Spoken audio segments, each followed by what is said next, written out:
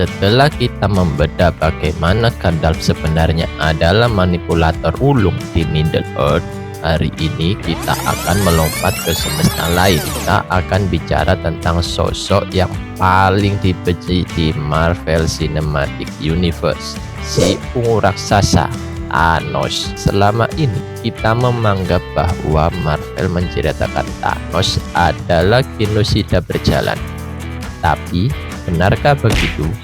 Jika kita mikir lain, Thanos sebenarnya bukan penjahat. Dia adalah satu-satunya karakter yang cukup berani untuk mengambil keputusan paling logis demi keberlangsungan hidup semesta. Dia bukan haus kekuasaan. Dia adalah pahlawan alam semesta yang rela tangan dan jiwanya cacat demi kamu, saya, dan kita semua yang seringkali terlalu serakah menghabiskan sumber daya alam.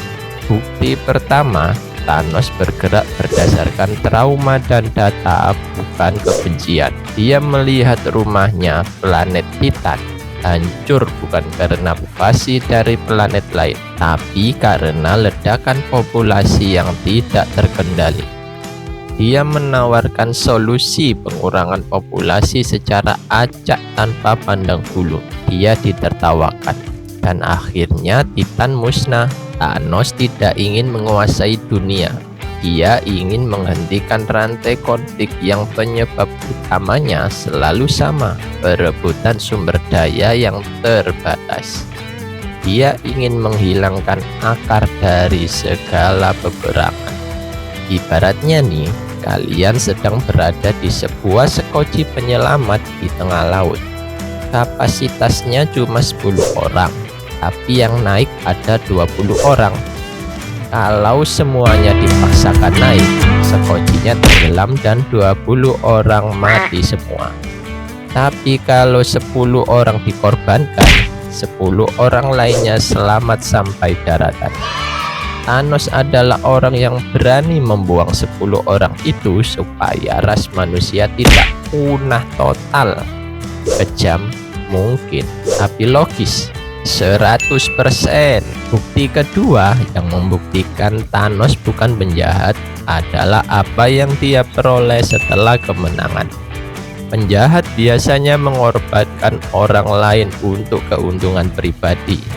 Lah Thanos, dia mengorbankan hal yang paling dia cintai, putrinya sendiri, Gamora.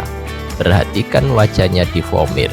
Itu bukan wajah seorang psikopat yang senang membunuh, tapi wajah seorang ayah yang hancur karena harus memilih antara cinta pribadi atau keselamatan semesta. Bahkan setelah tujuannya tercapai, Thanos tidak lantas menjadi penguasa semesta. Dia tidak membangun istana. Dia justru menghancurkan alat sumber kekuatannya, yaitu Infinity Stone yang membuat tangannya cacat permanen. Lalu dia mengasingkan diri menjadi petani.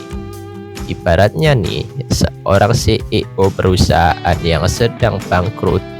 Demi menyelamatkan perusahaan agar tidak tutup total, dia terpaksa mem-PHK separuh karyawannya, termasuk anaknya sendiri yang bekerja di sana. Setelah perusahaan stabil, si CEO ini bukannya mengambil bonus besar, dia malah mengundurkan diri tanpa pesangon dan memilih hidup sederhana di desa. Apakah kalian akan menyebut CEO ini penjahat atau pemimpin yang paling bertanggung jawab? Thanos adalah pahlawan dalam ceritanya sendiri. Dia adalah juru selamat yang tidak butuh pujian. Dia rela dicap sebagai monster agar anak cucu kita tidak perlu berperang memperebutkan sisa-sisa sumber daya di masa depan. Sama seperti saat kita membedah sisi gelap Aragorn atau kejahatan tersembunyi manusia di Lord of the Rings. Marvel juga sering mengelabui kita posisi jahat dan baik. Jadi, apakah kalian masih mikir Thanos itu penjahat? Tulis pendapat kalian di kolom komentar. Subscribe agar kita terus berpikir dari arah lain. Bye bye.